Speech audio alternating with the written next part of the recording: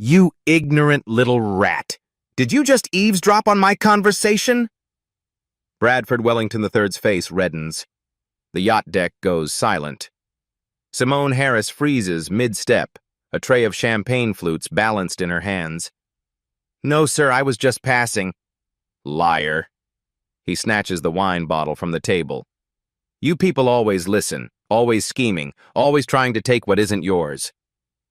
The Bordeaux splashes across her uniform, cold, sticky, $1,000 soaking into white fabric. Gasps ripple through the crowd of 50 guests. I'm sorry, Mr. Wellington. Please, I didn't hear anything. Shut your mouth when I'm talking. He grabs her wrist, yanks her toward the decorative piranha tank at the deck's edge. The glass enclosure is 6 feet long, 3 feet wide. The fish circle inside, teeth flashing. He places both hands on her shoulders, shoves hard. She stumbles backward, her spine hitting the tank's rim. Water sloshes. The piranhas dart. Maybe a swim will teach you your place. Have you ever watched evil destroy itself?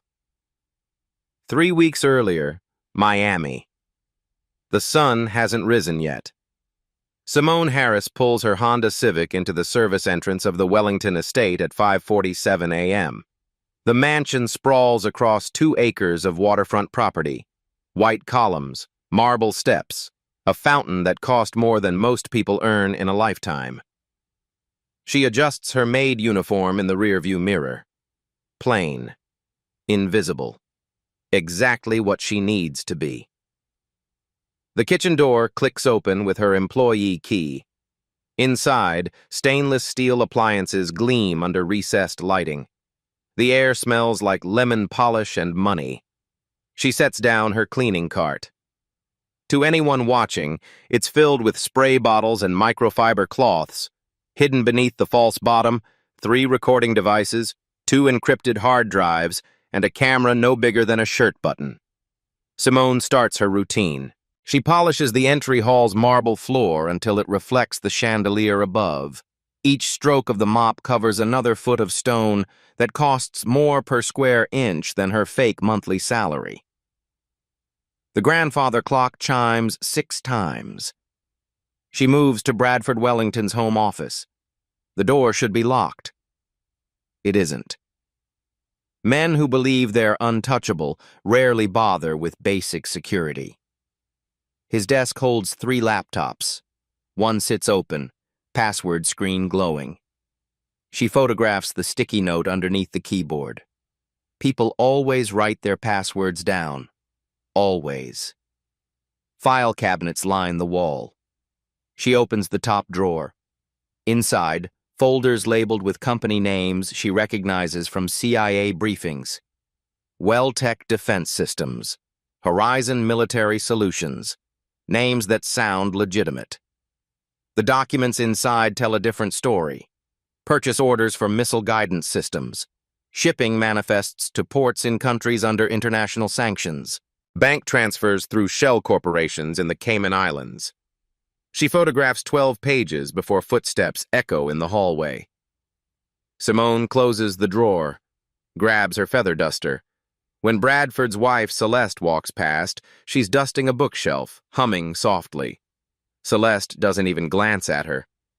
To people like the Wellingtons, staff aren't people. They're furniture that moves. By 8 a.m., Simone has prepared breakfast, poached eggs, imported prosciutto, fresh squeezed orange juice that costs $18 a glass. She arranges everything on a silver tray and carries it to the dining room. Bradford sits at the head of the table, phone pressed to his ear. He's speaking Russian. Simone's Russian is fluent, but she keeps her face blank, uncomprehending. The shipment leaves Tuesday, he says into the phone. 400 million. The Iranians are getting impatient. She sets the tray down gently. He waves her away without looking up, like swatting a fly. In the kitchen, she touches the small communication device hidden in her cleaning cart. It looks like a phone charger. Nightingale to Overwatch, she whispers. Confirmed mention of Iranian shipment. Tuesday departure. 400 million USD. Requesting permission to access warehouse location. Static. Then a voice. Copy, Nightingale. Permission granted. Proceed with caution. The next 2 weeks blur together. Each day, Simone scrubs floors and dusts shelves and serves meals. Each night, she uploads encrypted files to CIA servers. Evidence builds like sediment, layer by layer. She learns Bradford's patterns. He wakes at 7, works out with a personal trainer who costs $300 an hour, takes calls in his office with the door open because he doesn't care who hears. Why would he? The staff don't speak English well enough to understand, except Simone speaks 6 languages and understands everything. She witnesses how he treats the other household employees. The Guatemalan gardener who gets yelled at for trimming a hedge wrong. The Filipino cook who flinches when Bradford enters the kitchen. The Mexican housekeeper who was fired for asking about overtime pay. Simone catalogs it all, not just the crimes that will put him in prison, but the cruelty that reveals who he really is. On day 17, Bradford hosts a small dinner party. 8 guests, all white, all wealthy. She serves wine and clears plates and stays silent while they talk about the immigration problem and those people and crime in the inner cities. One guest notices her. Bradford, where do you find such obedient help? Bradford laughs. You have to train them young. Let them know who's in charge. They respect strength. Simone refills his wine glass. Her hand doesn't shake. Her face shows nothing. But the camera in her uniform button records every word. 3 weeks in, her handler sends the message. Wellington Planning Yacht Party. Full guest list includes Senator Hayes and known foreign arms dealers. This is your window. Maintain cover. Gather final evidence. The invitation arrives 2 days later. All household staff required to work the event. 12 hours on a yacht with 50 witnesses and nowhere to run. Simone confirms her attendance. The mission is almost complete. The yacht sits anchored 3 miles off Key Biscayne. The Providence. 150 feet of gleaming white hull and polished brass. It cost Bradford Wellington $42 million. He mentions this to every guest who boards. Simone arrives with the other staff at 4 p.m. The catering manager assigns positions. She gets deck service, champagne and hors d'oeuvres for the VIP section, exactly where she needs to be. The guest list reads like a who's who of American power and international corruption. Senator Mitchell Hayes from the Armed Services Committee. 3 defense contractors whose companies supply weapons to the Pentagon. 2 men with diplomatic passports from countries that shouldn't be doing business with Americans. And a dozen socialites who exist to be photographed at events like this. By 7 p.m., the sun melts into the ocean. The sky turns amber and gold. Someone turns on the decorative lighting. The piranha tank glows blue-green, the fish darting between artificial coral. Bradford chose the piranhas himself. He tells anyone who'll listen that they're a conversation piece, a reminder that even in paradise there are predators. Simone moves through the crowd with a tray of champagne flutes. Crystal Roederer. $300 a bottle. She's served 43 glasses in the past hour. Her feet ache in the required black heels. Her uniform collar itches, but her button camera captures everything. She passes Senator Hayes talking to a man in an expensive linen suit. The senator's voice carries. Are we secure discussing this here? The linen suit laughs. Relax, Mitchell. They're just the help. Invisible. Simone adjusts her tray, moves closer. The senator continues. The Oversight Committee is asking questions about the Middle East contracts. Let them ask. Linen suit sips his champagne. By the time they figure out what to investigate, the shipments will be complete. She commits every word to memory. Keep moving. Professional. Unremarkable. Bradford stands near the yacht's stern, surrounded by admirers. He's already drunk. His words slur at the edges. His face glows red in the golden hour light. The problem with this country, he announces, is that we've forgotten the natural order. Some people are meant to lead. Others are meant to serve. A woman in diamonds laughs. Bradford, you can't say that anymore. Why not? It's true. He gestures broadly, nearly spilling his scotch. Look at my staff. I provide jobs. I give them opportunities they'd never have otherwise. They should be grateful. Simone passes behind him, offers fresh champagne to his circle. They take glasses without acknowledgement, without thanks, like taking napkins from a dispenser. She's photographed 12 incriminating conversations, recorded proof of an arms deal worth $400 million, evidence of bribes to a sitting senator. Everything the CIA needs to dismantle Wellington's operation. The mission is almost complete. 6 more hours and she can disappear. Simone Harris, the maid, will quit without notice. The evidence will go to prosecutors, and Bradford Wellington will never know what hit him. Then she makes a mistake. At 7:43 p.m., she's passing the bar when Bradford leans close to a short man with wire-rimmed glasses. Their voices drop. Simone slows, adjusting the champagne flutes on her tray to buy 3 extra seconds near them. Bradford says, "The Iranian shipment leaves Tuesday, 400 million. Once it's in international waters, there's nothing they can do to stop it." Wire-rimmed glasses nods. What about the CIA investigation? What investigation? I own half the oversight committee. Simone's hand trembles. A champagne flute tilts. She steadies it. But the motion catches Bradford's eye. He stops mid-sentence, turns, stares directly at her. The deck goes quiet. Not actually silent. The string quartet still plays. Guests still laugh. But in the bubble around Bradford and Simone, sound seems to die. "You." His voice cuts like a blade. "What did you hear?" Simone's training kicks in. Stay calm. Stay in character. "Nothing, sir. I was just passing through." Liar. He steps closer. The scotch on his breath mixes with expensive cologne. "You stopped. You listened. I saw you." "Sir, I apologize if I gave that impression. I was adjusting the tray. Do you know who I am?" His voice rises.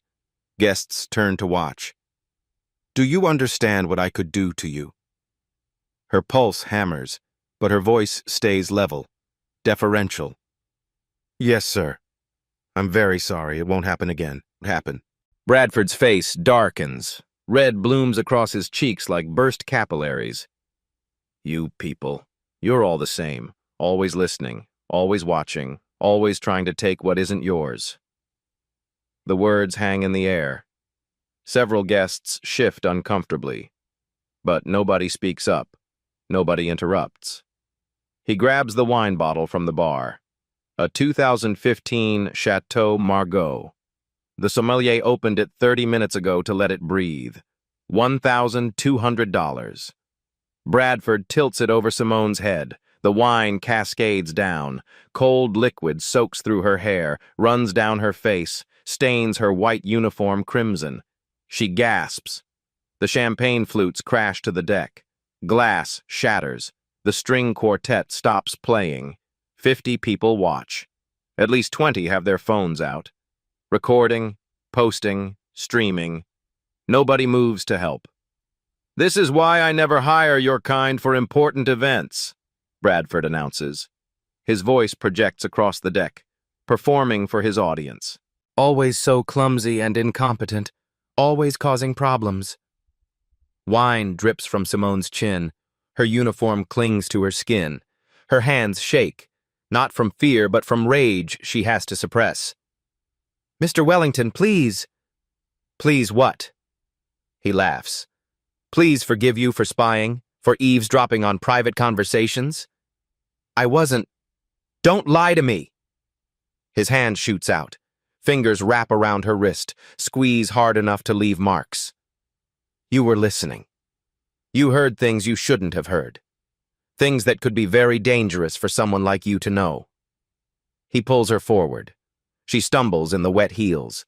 He drags her across the teak deck toward the yacht's stern, toward the glowing blue-green tank. The piranhas sense movement. They swirl faster. 30 fish, each one 8 inches long, teeth designed to strip flesh from bone in minutes. Simone's training runs through her mind. Mission parameters, extraction protocols, rules of engagement. She's supposed to maintain cover at all costs. Supposed to wait for backup. Supposed to let the evidence speak for itself in court. But Bradford Wellington isn't following the script. You want to know what happens to thieves and spies? He positions her in front of the tank. The glass is cold against her back. The water inside sloshes with the yacht's gentle rocking.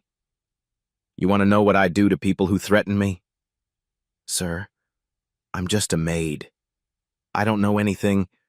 Shut your mouth when I'm talking to you. Spittle flies from his lips. His pupils are dilated. The scotch and cocaine mixture his doctor pretends not to know about. You think you're smart? You think you can outsmart me? He places both hands on her shoulders. His gold rings catch the light. Maybe a swim will teach you your place. He shoves. Hard. Simone stumbles backward. Her spine slams into the tank's metal rim. Water sloshes over the edge. The piranhas dart toward the disturbance. She catches herself on the railing. Barely. Her feet slip on the wet deck. Bradford reaches for her again, this time to push her over. Into the tank. Into the water with 30 fish that can smell blood in the water from 100 feet away. The crowd gasps. A woman screams. Someone yells, "Bradford, that's enough!" He ignores them. His hands close on her shoulders again. Simone makes her decision. The mission is over. Her cover is blown, and she's not dying for it. She stops trying to look scared. Her posture changes. Her breathing steadies. The trembling in her hands disappears. When she speaks, her voice drops into a register Bradford Wellington has never heard from the help. Federal agent, release me. Now. Bradford laughs. It's a wet, ugly sound. Spittle flies from his mouth. Federal agent? He squeezes her shoulders harder. What kind of pathetic game is this? Simone doesn't flinch, doesn't beg.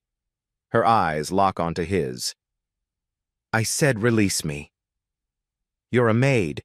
Nobody. His fingers dig deeper. You think you can threaten me with some fantasy? Mr. Wellington. Her voice cuts through his rambling, cold, authoritative.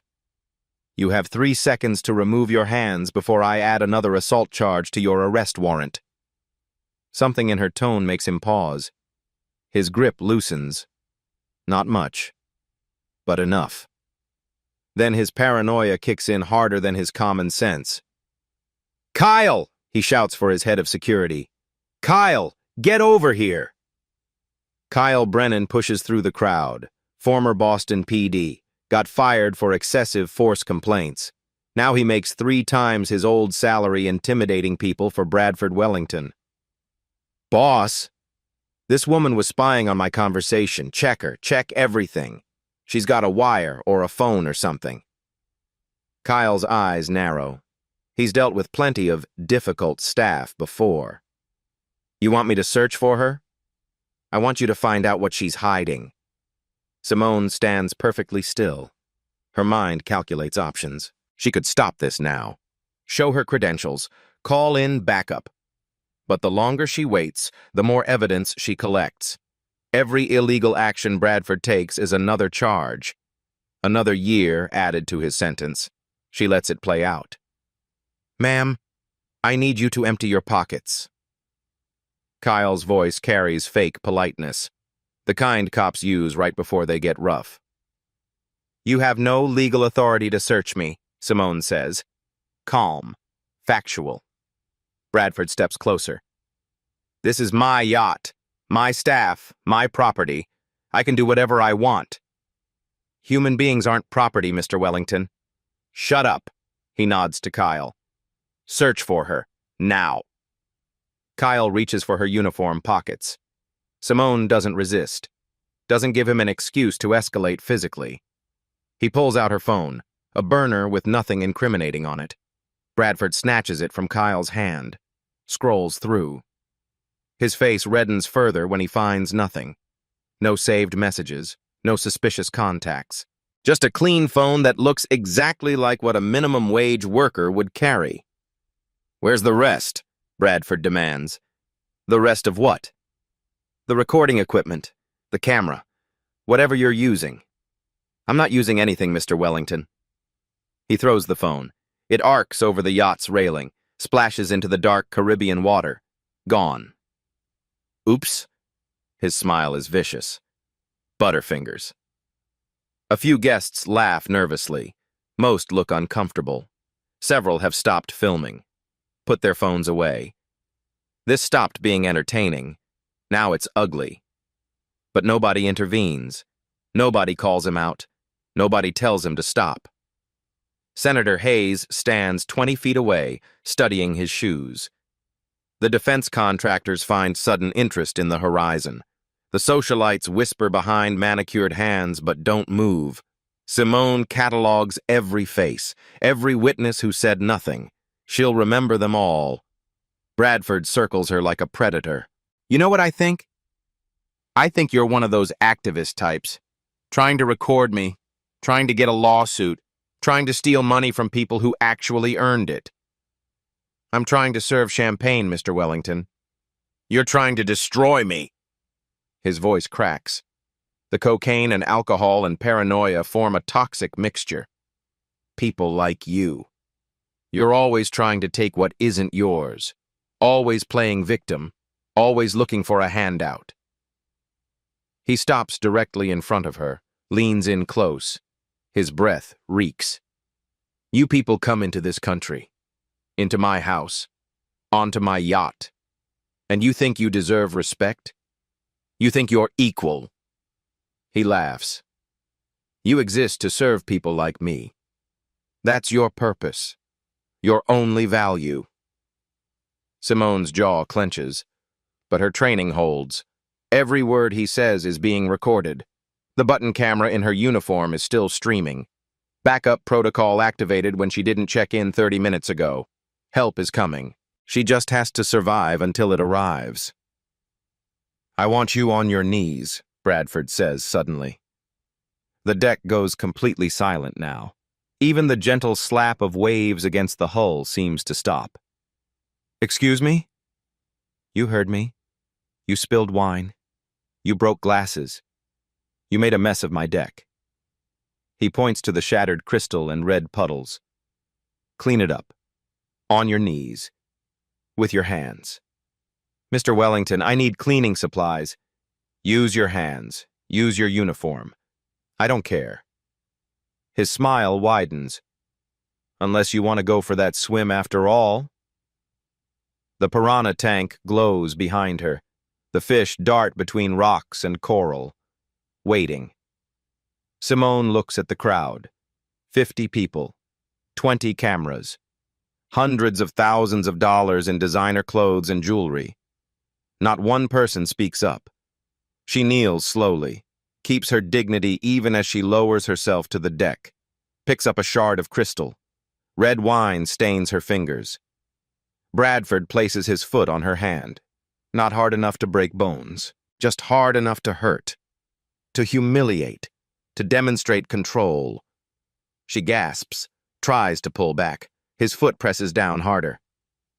"Did I say you could move?" "You're hurting me." "Am I?" He grinds his heel. "I'm so sorry. Maybe if you were more careful, these accidents wouldn't happen." Kyle stands behind Bradford, arms crossed, smirking. He's seen this before, enjoyed it before. A woman in the crowd finally speaks up. "Bradford, this isn't—" "Shut up, Patricia." He doesn't even look at her. "This doesn't concern you." Patricia's husband takes her elbow, pulls her back, whispers something. She goes quiet. Bradford lifts his foot. Simone pulls her hand back. Red indentations mark where his heel pressed. She picks up another piece of glass, drops it in her palm. He crouches down beside her, whispers loud enough for nearby guests to hear. "You want to know a secret?" His lips nearly touch her ear. I could make you disappear tonight. Right here. Middle of the ocean. No witnesses who matter. No body to find. He gestures to the dark water beyond the yacht. You people. You're replaceable. Forgotten. Nobody would even ask questions. Just another illegal person who went back home, right? Simone's heart pounds, but her mind stays clear. She's been in worse situations, survived worse threats. The CIA trained her for this. But the people watching didn't. They're seeing a wealthy white man threaten to murder a black woman, and they're doing nothing. Bradford stands, addresses his guests like a ringmaster. This is what I was talking about earlier. The natural order. Some people lead, some people serve, and some people, he looks down at Simone, need to be reminded of their place. He turns to Kyle. Get her bag, the cleaning cart she brought on board. Check everything. If she's hiding recording equipment, I want it found and destroyed. Kyle disappears below deck, returns 3 minutes later dragging Simone's supply cart, the one that looks like standard janitorial equipment. He dumps it on the deck. Spray bottles roll, rags scatter, sponges bounce across teak wood. Bradford kicks through the pile. Where is it? Where's the wire? There is no wire. Liar! He grabs a spray bottle, throws it overboard, then another, then a scrub brush. Each item splashes into the Caribbean. You think I'm stupid? You think I don't know what you're doing? He picks up her cleaning apron, tears through the pockets, finds nothing, throws it at her face. Strip the uniform. I want to see what you're hiding underneath. The crowd gasps. Even Senator Hayes looks up now. Lines have been crossed. This is too far. Mr. Wellington, I cannot and will not. Then you can swim! He grabs her arm, yanks her to her feet, drags her back toward the tank. The piranhas swirl faster. They sense the activity, the splashing, something prey-sized moving near their water. Bradford's hand closes on her throat, not choking, just holding, demonstrating power. Last chance. Tell me who you're working for. Tell me who sent you. Simone's eyes water. Not from fear, from oxygen deprivation. His thumb presses on her windpipe. Or I throw you in, and we'll see how long you last. The yacht's captain appears at the bridge. His face was pale. He's radioed the Coast Guard. Backup is coming. But they're still 20 minutes out. Simone has to make a choice. Maintain cover and risk actual harm, or reveal her identity and potentially compromise the mission. Bradford's hand tightens. His other hand grips her shoulder. He's actually going to do it.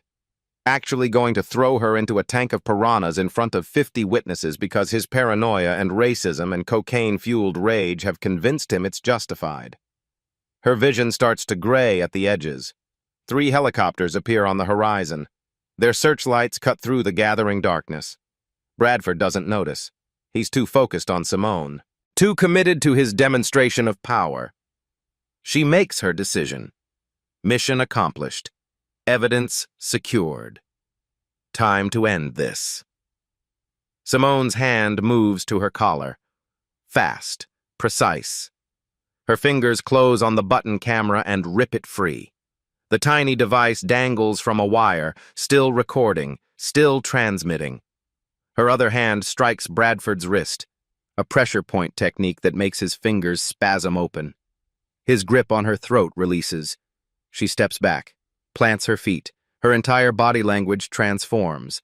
The submissive hunch disappears. Her shoulders square. Her chin lifts. When she speaks, her voice carries across the deck with absolute authority. Bradford Wellington III, you are under arrest. Bradford staggers backward. Confusion floods his face. What? She reaches into her uniform collar, pulls out a badge on a chain, holds it high where everyone can see. The gold shield catches the decorative lighting. Special Agent Simone Harris, Central Intelligence Agency, Special Operations Division. The deck erupts, gasps, Shouts. People surge forward to see. Others scramble backward. Phones rise again, this time capturing something very different. Bradford's face drains white, then red, then white again. You're lying. This is fake. Kyle, she's... Every word you've said for the past 93 minutes has been recorded and transmitted. Simone holds up the button camera. Your conversation about the Iranian weapons shipment, $400 million, leaves Tuesday, all recorded. She taps her ear. A small, flesh-colored earpiece. Your discussion with Senator Hayes about bribing the Oversight Committee. Recorded. She touches her wrist. A bracelet that's actually a GPS tracker. Your physical assault of a federal officer conducting a lawful investigation. Recorded and witnessed by 54 people. Bradford's mouth opens and closes. No sound comes out. Your threat to murder me and dispose of my body in international waters. She steps toward him. He backs away. Also recorded. Also witnessed. Also streaming live to CIA headquarters in Langley, Virginia since 1900 hours. The helicopters are closer now. Their rotors thunder. Searchlights sweep the yacht. Captain Rodriguez, Simone calls to the bridge. Please bring us to shore. Federal agents are inbound. The captain, who received his briefing 3 hours ago, nods. Yes, ma'am. Coming about now. The yacht's engines rumble to life. The deck shifts as they turn toward Key Biscayne. Bradford finds his voice. It comes out strangled. Desperate. This is entrapment. Illegal. You can't... I have a federal warrant authorizing this operation. Simone's tone stays professional. Clinical. Signed by a district judge 6 weeks ago, based on evidence of your illegal arms trafficking to sanctioned nations. Your assault on me simply added additional charges. She pulls a small radio from her uniform pocket. Speaks into it clearly. Nightingale to Overwatch. Target is contained. Witnesses secured. Requesting immediate extraction and arrest team. Static. Then a voice that everyone on deck can hear. Copy, Nightingale. Excellent work. DOJ, FBI, and Coast Guard are inbound. ETA 4 minutes. Kyle Brennan tries to run. He makes it 3 steps before 2 yacht crew members, also part of the operation, block his path. He swings at one. Misses. Gets tackled to the deck. Senator Hayes edges toward the stairs leading below.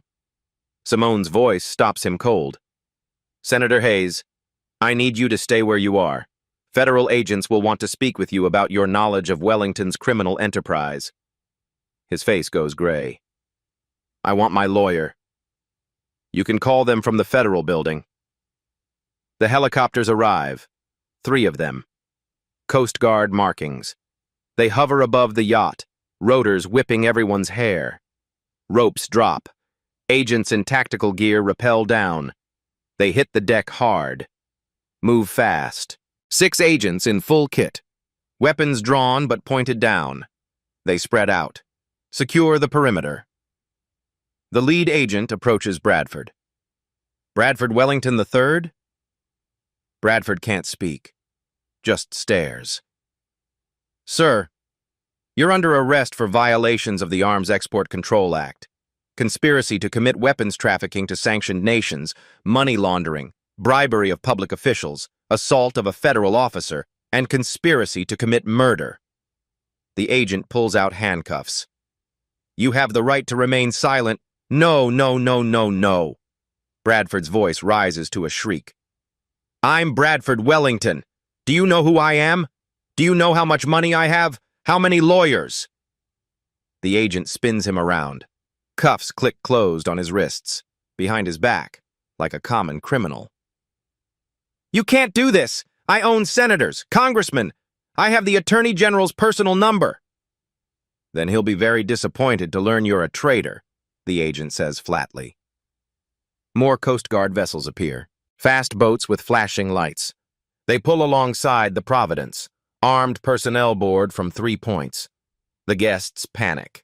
Some cry, Some demand their lawyers. Several try to delete their phones. Federal agents politely confiscate every device. Evidence. All of it. Kyle gets cuffed on the deck. He's screaming about police brutality. The irony is lost on him. Senator Hayes sits down heavily, puts his head in his hands. His career is over. He knows it. Bradford keeps shouting as agents lead him toward the boarding ladder. "Simone! Agent Harris! Please! I'm sorry! I didn't know who you were!" She walks over to him, looks him dead in the eyes. Her voice drops quiet. Only he can hear. "Would it have mattered if I was just a maid?" His mouth opens. Nothing comes out. "You meant every word. You've treated people this way for decades. You just finally did it to someone who could fight back." She steps aside, lets the agents take him. Bradford Wellington III, billionaire, philanthropist, defense contractor, gets walked off his own yacht in handcuffs. His $1,000 shoes slip on the ladder. An agent catches him. Not gently. News helicopters circle now. Their cameras capture everything. Within minutes, the video will be everywhere. The billionaire who assaulted a CIA agent, who threatened to feed her to piranhas, whose racist tirade was captured in 4K. Simone watches him disappear into a Coast Guard vessel. Then she turns to the FBI handler who just arrived. 3 weeks of surveillance footage, financial records, communications intercepts, all uploaded to the secure server. Plus tonight's assault was captured from 5 angles. The handler shakes her head in admiration. "Hell of a way to close an operation, Harris." "He made it easy." Simone allows herself a small smile. "They always do." The marina at Key Biscayne blazes with red and blue lights. 15 federal vehicles, 8 news vans. A crowd of 200 people pressed against police barricades. Everyone has their phones out. Recording, streaming, posting. Bradford Wellington stumbles off the Coast Guard vessel, still handcuffed, still screaming. "This is a mistake, a huge mistake. I'll sue every one of you." Cameras flash like lightning. He tries to turn away. Can't. The agents guide him forward. Perp walk. Every photographer's dream shot. "Mr. Wellington," a reporter shouts, "did you really try to kill a CIA agent? Did you threaten to feed her to piranhas? Is it true you've been selling weapons to Iran?" Bradford's lawyer, Richard Blackstone, rushes forward. Expensive suit. Bluetooth earpiece. The face of a man who knows his retainer just became worthless. "My client has no comment. This is a gross violation of his rights. We'll be filing—" An FBI agent steps in front of Richard. "Richard Blackstone?" "Yes, I'm Mr. Wellington's attorney, and I demand—" "You're under arrest for conspiracy to commit money laundering and obstruction of justice." Handcuffs appear. "We have your communications with Cayman Island banks, all of them." Richard's face collapses. "I want my lawyer." "Join the club." The agent leads him to a separate vehicle.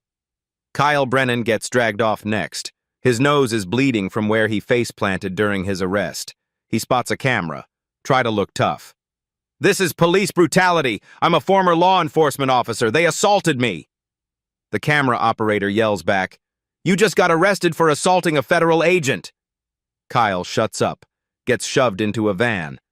Senator Mitchell Hayes walks off the yacht under his own power. No handcuffs yet. But 3 FBI agents flank him. His wife waits on the dock, crying, mascara running. "Mitchell, what's happening?" He can't look at her. "Call David. Tell him I need criminal defense, not my usual guy. Someone who handles federal cases." "Criminal?" Her voice breaks. "Mitchell, what did you do?" He doesn't answer. The agents guide him to an unmarked sedan. Drive away. His political career dies in the back seat. Celeste Wellington arrives in a limousine, steps out in Louboutins and a Chanel dress, sees the circus, sees her husband in handcuffs. Her face goes through 5 emotions in 3 seconds. She approaches an FBI agent. I'm Mrs. Wellington. Obviously, there's been some terrible misunderstanding. My husband is a respected businessman and philanthropist. Mrs. Wellington? A female agent interrupts. We have a warrant for your arrest as well. Celeste's mouth drops open. Excuse me? Money laundering through your charitable foundation. We have records of $12 million in illegal transactions. You signed off on every one. I didn't know what those were for. Bradford handles the finances. You signed the documents, ma'am. That makes you liable. Celeste tries to run, in 4-inch heels, on a dock. She makes it 6 feet before 2 agents catch her. She screams, thrashes, they cuff her anyway. Do you know who I am? Do you know how much my husband donates? We know the mayor, the governor. The agent's voice stays flat. They can visit you in prison. Simone watches from the yacht's deck.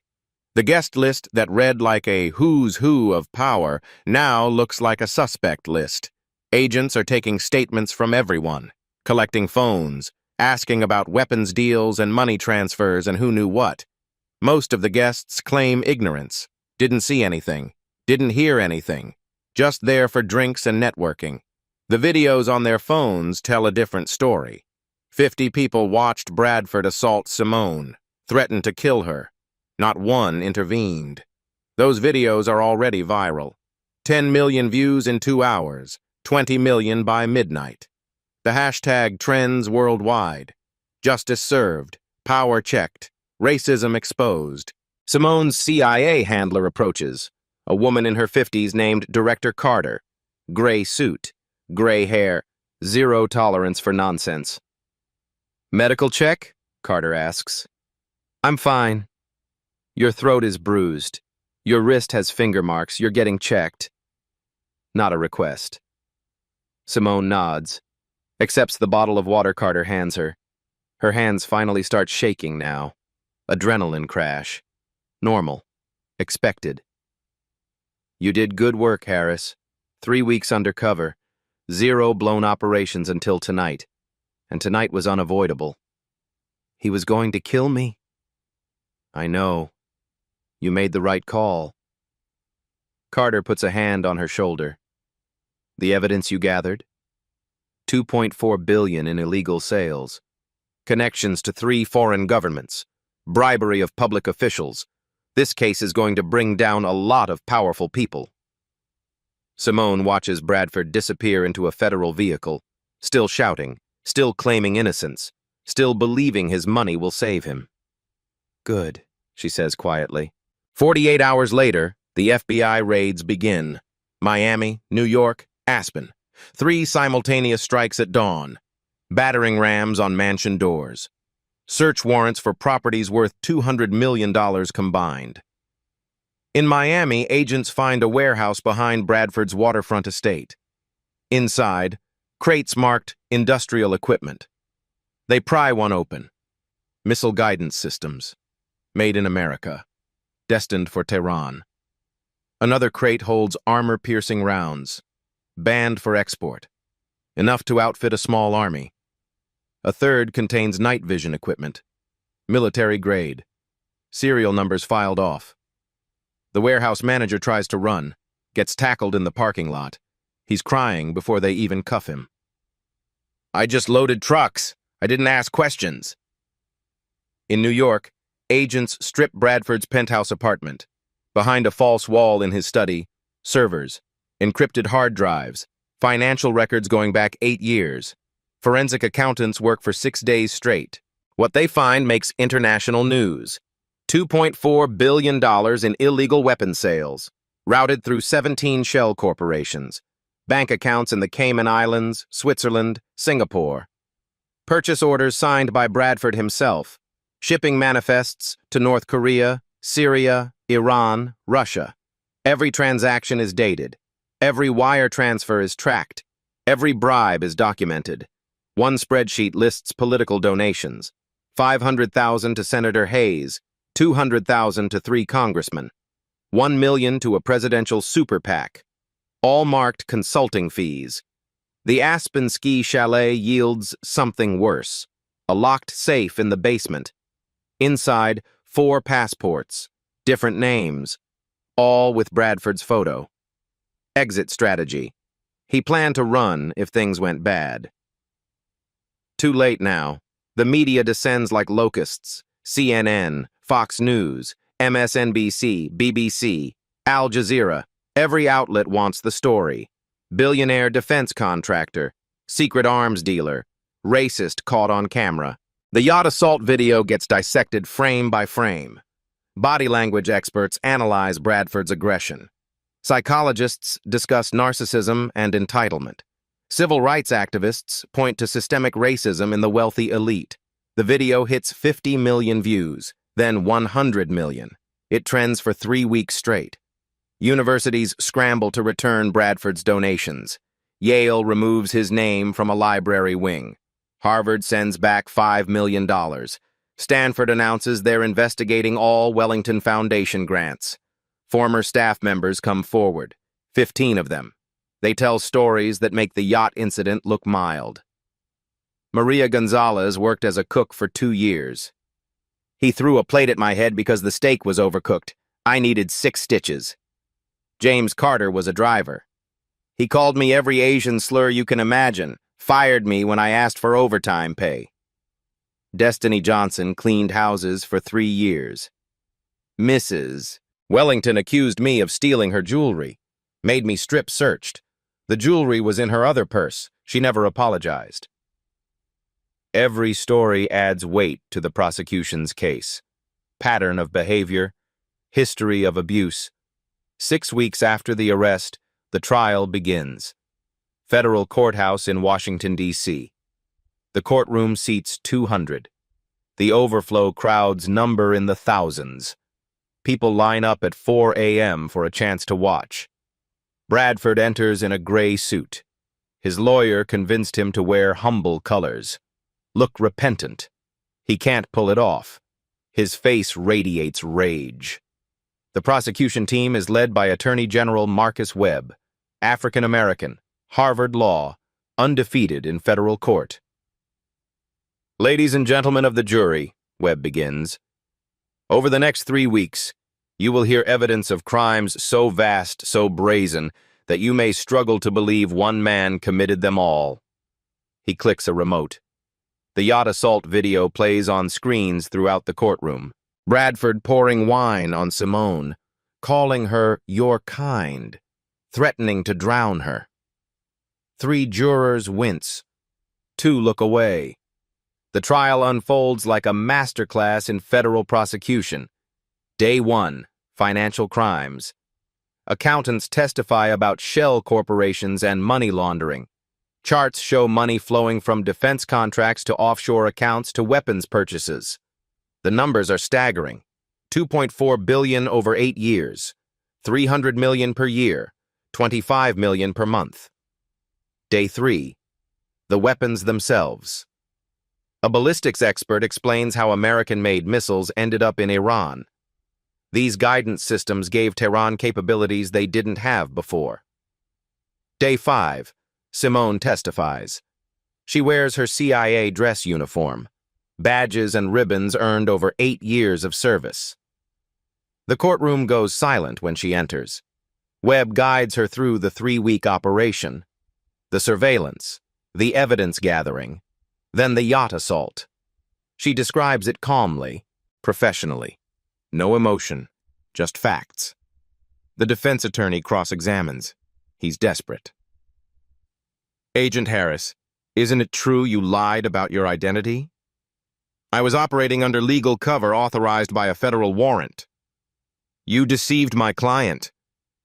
I was conducting a lawful investigation into his criminal enterprise.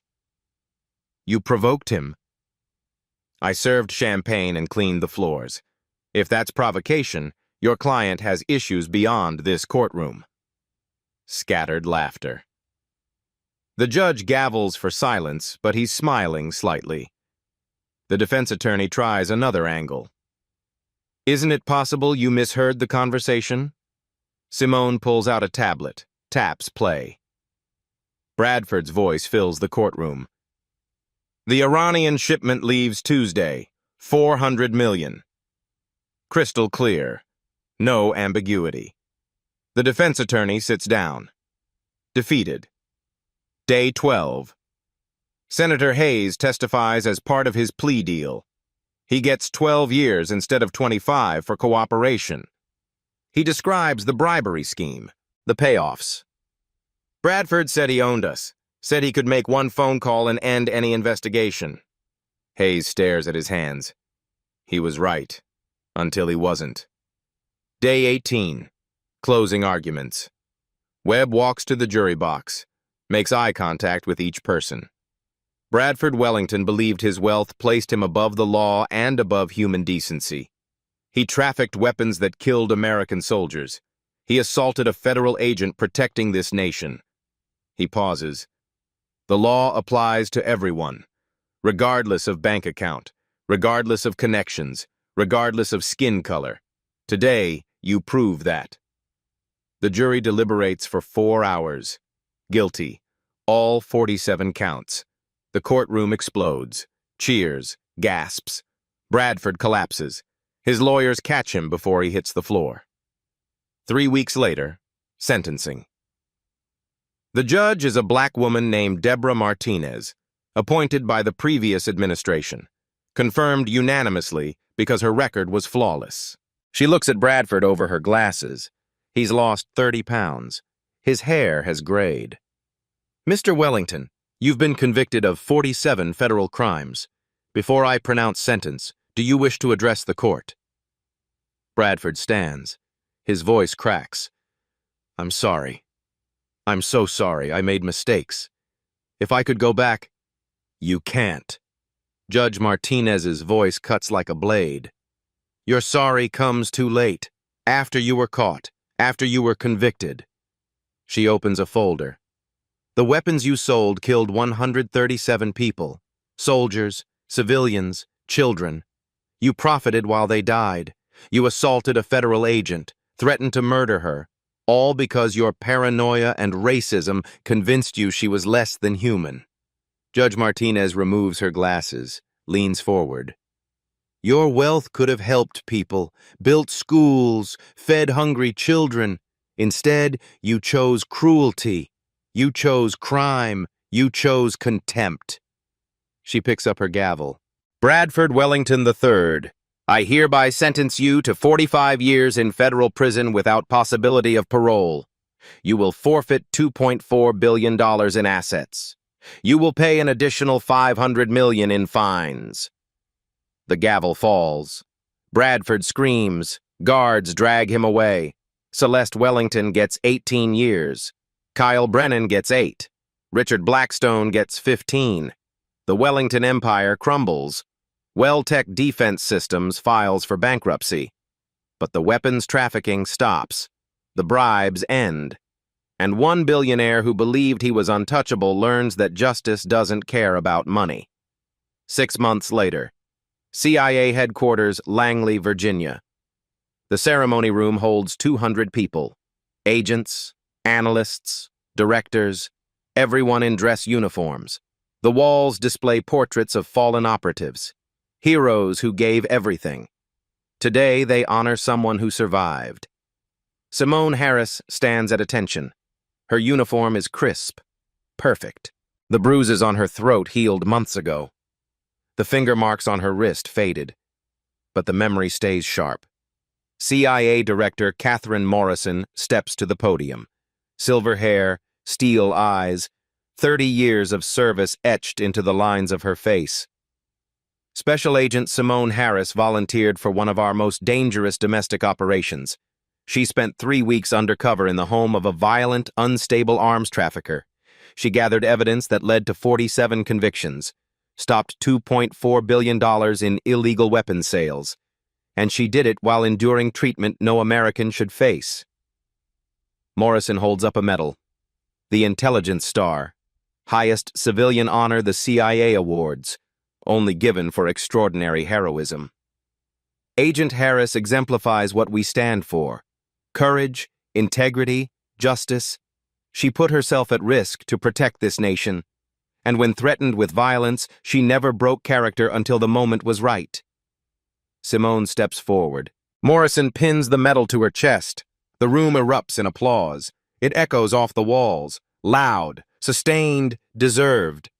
Simone's voice is quiet when she speaks, but it carries. I didn't become a federal agent to be called a hero. I did it because I believe in a country where justice isn't determined by wealth or skin color. She looks out at the crowd, sees faces of every color, every background, people who chose service over comfort. Bradford Wellington spent decades believing people like me were beneath him.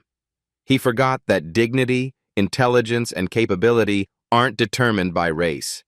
Every person he abused, every staff member he degraded, they had dreams, families, worth. Her voice strengthens. The law doesn't see color. It sees right and wrong. And when someone breaks that law, when they hurt others, when they believe they're untouchable, that's when people like us step in. She pauses, lets the words settle. Bradford Wellington is in a supermax prison in Colorado. He lost everything. Money, reputation, freedom. His empire is dust. His name is poison. The room is silent now, listening. And every day he wakes up knowing that the woman he called your kind is the reason he's there.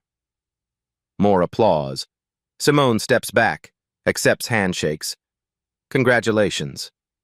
But her mind is already on the next mission, the next operation, the next person who thinks they're above the law.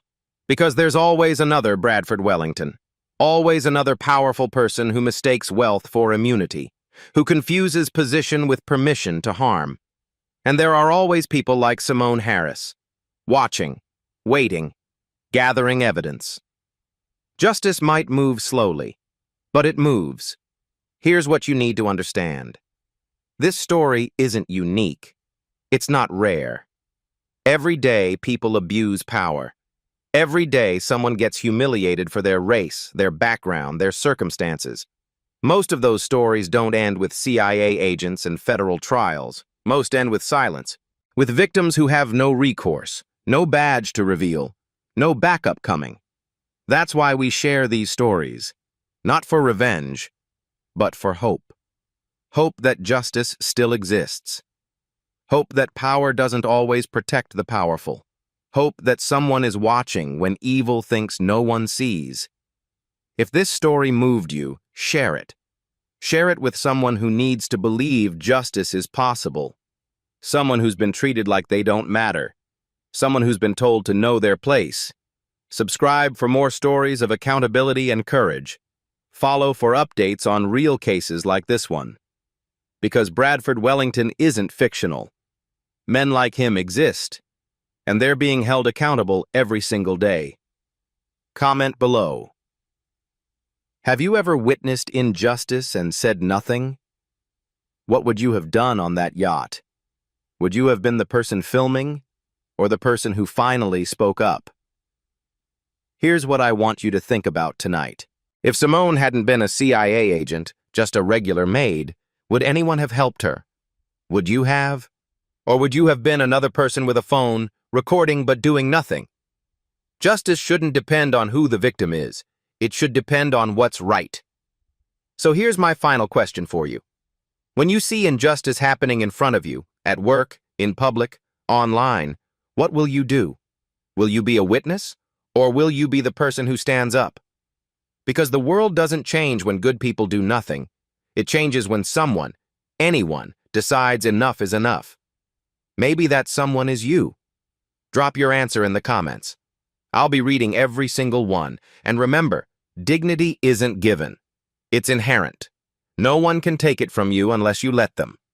Now go make someone's day better. This is your reminder that justice might be slow, but it's coming. At Black Voices Uncut, we don't polish away the pain or water down the message. We tell it like it is because the truth deserves nothing less. If today's story spoke to you, click like, join the conversation in the comments, and subscribe so you'll be here for the next uncut voice.